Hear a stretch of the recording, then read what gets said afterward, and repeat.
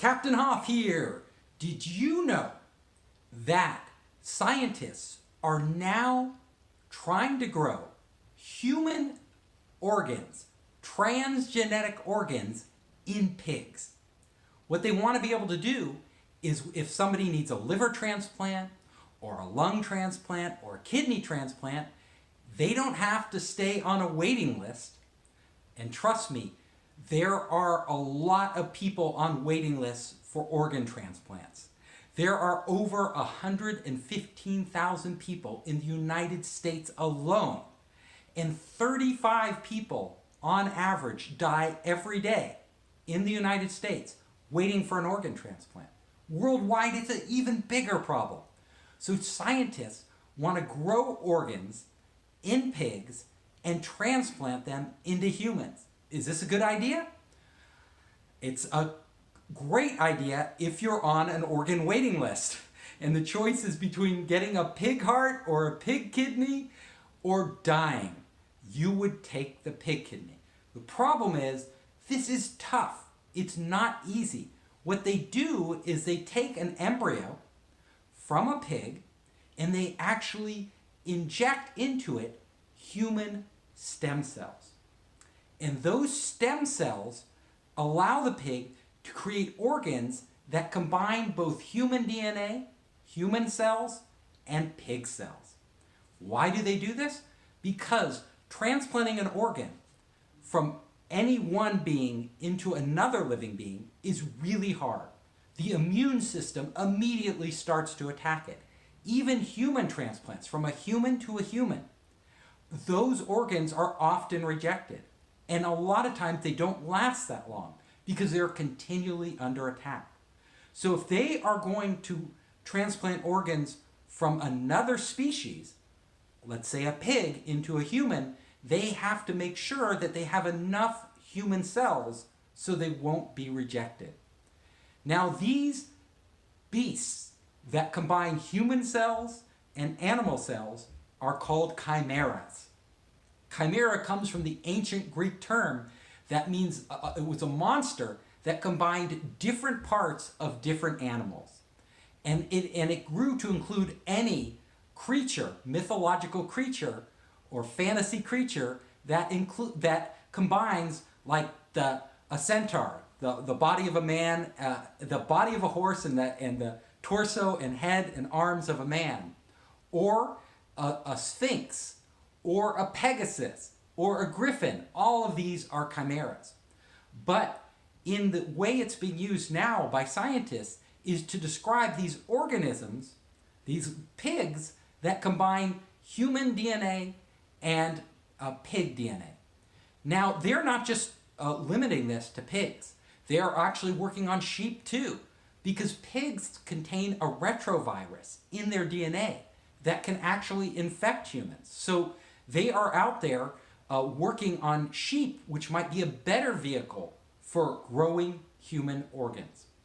And this research actually began a long time ago, back in like the 1980s, when they actually developed a rat from two species of rat, an albino rat and another type of rat.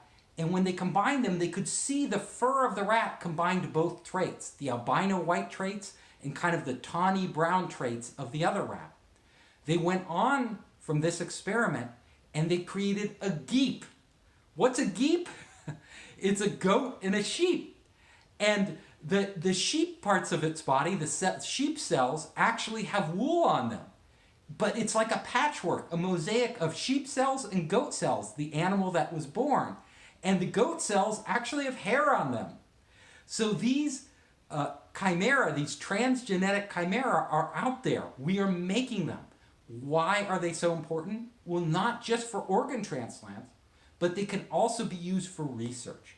So if you can start to grow livers or kidneys or pancreases inside animals, you can actually test new drugs on these animals and see how they would affect humans. And if we can do this, we can potentially speed up the process for testing and launching new drugs dramatically. We could cut down the time from years and years and years to maybe a less than a year.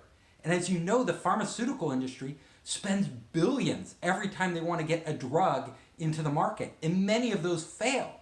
So they don't even attempt to do niche drugs because there's not enough money in it. They can only focus on blockbuster, multi-billion-dollar drugs in hope of making back their money.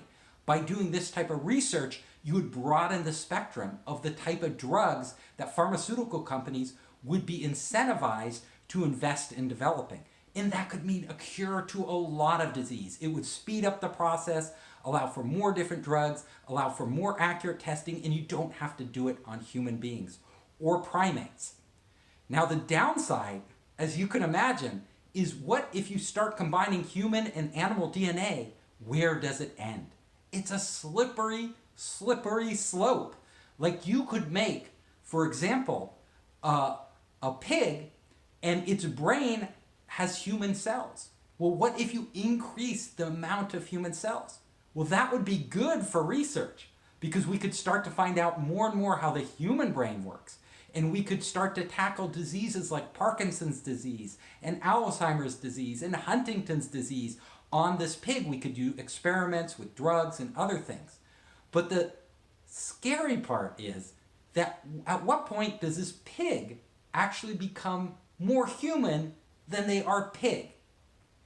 What point? We can't see inside its head. We can't understand its consciousness. We already know that pigs are one of the smartest animals out there. How conscious are they right now that we're experimenting on them? That we're eating them, by the truckload for bacon, so we can have bacon and all this and sausages and all these things that we eat. But as we genetically alter these pigs and combine them with human DNA, will they become even smarter and become even more aware of their environment? So where do we draw the line? These are the really tough ethical issues that scientists are grappling with now. And startups around the world are actually working on this new technology using CRISPR and other tools. They have to ask these questions because if we can't answer these questions now, we're going to be going into new territory that we have never been in before. What if we take monkeys, which are already from 90 to 99% DNA match with humans, and we start making chimeric monkeys that are human and monkey? At what point do they become human or become enough human-like that we would consider it wrong to experiment on them? The bigger question is it right to do this for any sentient being? Is it right to experiment on animals in general? And then it becomes even murkier and grayer and muddier and harder to decipher what is the right and moral, ethical path to follow. So that's something I want you to think about.